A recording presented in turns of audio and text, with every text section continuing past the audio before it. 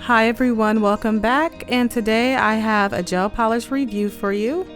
So let's just go ahead and get straight into it. I've never heard of this company and I'm not going to try to pronounce the name, okay?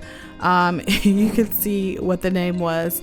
Here are how the boxes look and here are how the bottles look. I really like this simple look that they have on here with the little leaves. It comes with a top and a base coat as well. These bottles do have the little numbers on the side with the letters starting with SE. That way you can just, differentiate between the colors, or when you label your swatches, you know what to label them. So I really love them. There's pink pastel-y colors in here. There's this peach color.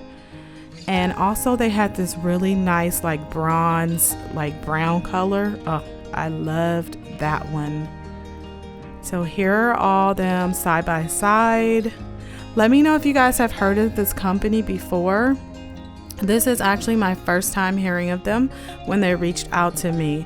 So I did put 2 coats on all of these because they're very sheer, but at the same time, I love the consistency of these.